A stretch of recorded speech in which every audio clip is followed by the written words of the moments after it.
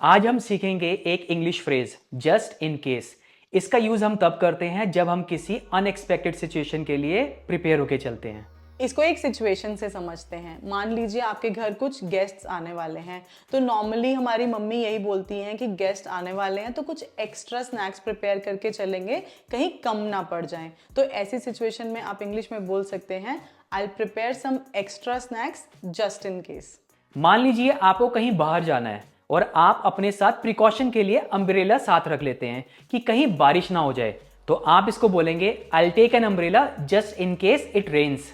ऐसे सेंटेंसेस में आप जस्ट इन केस या फिर इन केस किसी का भी यूज कर सकते हैं, दोनों ही करेक्ट हैं। आपको एक चीज याद रखनी है कि ऐसे सेंटेंसेस में जस्ट इन केस के बाद हम हमेशा प्रेजेंट टेंस का ही यूज करेंगे। जस्ट इन केस से पहले सिचुएशन के हिसाब से आप किसी भी टेंस का यूज कर सकते हैं, यानी कि आप प्रेजेंट, पास्ट और फ्यूचर टेंस का यूज कर सकते हैं। इसको हम अम्ब्रेला वाले एग्जाम्पल से समझते हैं।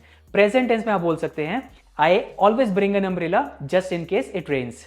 फ्यूचर टेंस में आप बोलेंगे I will bring an umbrella in case it rains. और पास्ट टेंस में आप बोलेंगे I brought an umbrella in case it rains. I am sure just in case का मीनिंग आपको समझ में आ गया होगा। तो जल्दी से कुछ एग्जाम्पल सेंटेंसेस कमेंट सेक्शन में लिखिए और ऐसी बहुत सारी वीडियोस के लिए चैनल को सब्सक्राइब कर लीजिए।